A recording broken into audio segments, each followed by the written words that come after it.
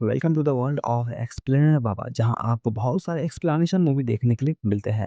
ऐसे ही आज मैं एक एक्सप्लेनेशन मूवी लेकर आया हूं जिसका नाम है लास्ट ब्रीथ। यह एक डाइवर के सच्ची घटना पर आधारित है जो कि समुद्र में लगभग आधे घंटे तक बिना ऑक्सीजन के जिंदा रहे थे। पर आखिर क्या वजह रही होगी जिसकी वजह से वह आधे घंटे तक जिंदा रह पाए समुद्र के अंदर, वो भी बिना ऑक्सीजन के। मूवी की शुरुआत होती है और दिखाया जाता है क्रिस नाम के व्यक्ति को जो अपनी गर्लफ्रेंड को कह रहा होता है कि मैं एक डाइव के लिए जा रहा हूँ समुद्र में। और वो अपने गर्लफ्रेंड को मना रहा होता है ताकि वो उसको डाइव करने के लिए जाने देते। और काफ़ी रिक्वेस्ट करने के बाद वह मान जाती है। अब सीन आगे शिफ्ट होता है और दिखाया जाता है सारे डाइवर्स की टीम एक जगह इकट्ठे हो चुके होते हैं। दरअसल समुद्र में गैस की पाइपलाइन होती है जो कि लीक हो गई होती है।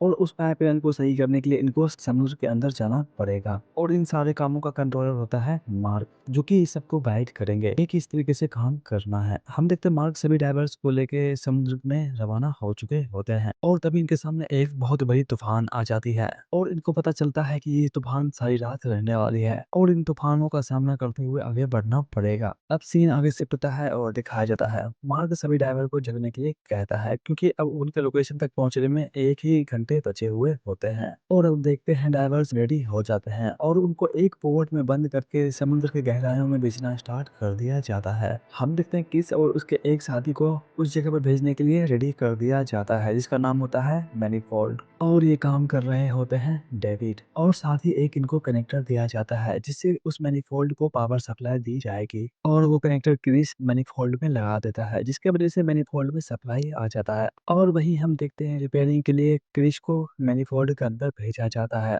और मैनीफोल्ड के अंदर जाने के बाद ही इनके जो शिप होते हैं उनका पावर ऑटोमेटिक कट होना स्टार्ट हो जाता है और शिप आउट ऑफ कंट्रोल होना स्टार्ट हो जाता है और वह समुद्र में बहने लगती है। और ये चीज क्रिस का साथी नोटिस कर लेता है और वो क्रिस से कहता है जल्दी मैनीफोल्ड से बाहर निकलो। हम देखते हैं क्रिस को वह स्पीड में मैनीफोल्ड से बाहर निकलना स्टार्ट कर देता है। क्रिस मैनीफोल्ड से बाहर तो निकल जाता है पर उनका केबल कनेक्टर में फंस जाता है जिसकी वजह से कनेक्टर टूट जाता है और फिर से मैनीफोल्ड की सप्लाई बंद हो जाती है। पर वो अब भी सेफ नहीं होता है क्योंकि उनका केबल अभी भी मैनीफोल्ड में फंसा हुआ होता है और वो केबल कनेक्ट होता है पोर्ट से और पोर्ट कनेक्ट होता है शिप से जिसकी वजह से शिप क्रिस को बहुत तेजी से खींच रहा होता है। और अचानक से क्रिस के ऑक्सीजन का सप्लाई भी बंद हो जाता है जिसकी वजह से उसे इमरजेंसी ऑक्सीजन ऑन करना पड़ता है और वह ऑक्सीजन उसको 10 मिनट तक ही मिलने वाला था। और शिप के खिंचाव की वजह से केबल टूट जाता है और क्रिस समुद्र की गहराई में जाने लगता है। पर क्रिस का एक साथी सही सलामत उस पोर्ट में चला जाता है जिसकी वजह से उसकी जान बच जाती है। वही हमें दिखाया जाता है क्रिस को जो कि लगातार समुद्र के गहराइयों में जा रहा होता है। अब हम देखते हैं मार्क के सामने दो प्रॉब्लम आ जाता है, एक तो शिप को ऑन करना, दूसरा क्रिस को बचाना। हम देखते हैं मार्क क्रिस को ढूंढने के लिए रोबोट को भेज दिए होते हैं। क्रिस मिल चुका होता है जो कि मैनीफोल्ड के ऊपर एक जाली पर पड़ा हुआ होता है और वो अब बेहोशी की हालत में होता है क्योंकि उनका ऑक्सीजन खत्म हो चुका होता है। मार्क क्रिस को वहां से निकालने का कोशिश करता है पर हम देखते हैं वह किसी चीज में फंसा हुआ होता है। दरअसल वो अपनी हुक को मैनीफोल्ड की जाली में ताकि बेहोशी की हालत में वह समुद्र में बह ना सके।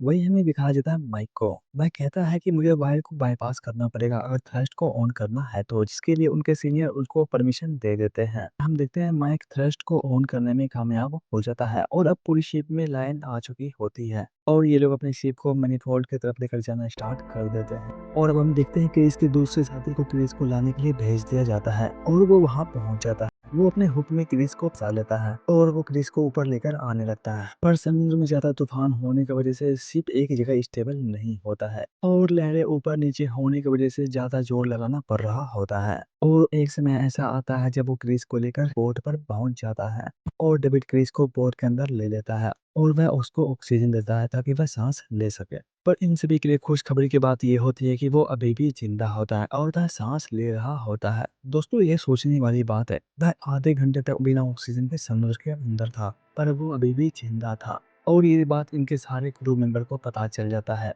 और वह खुशी के साथ साथ हैरान भी होता है।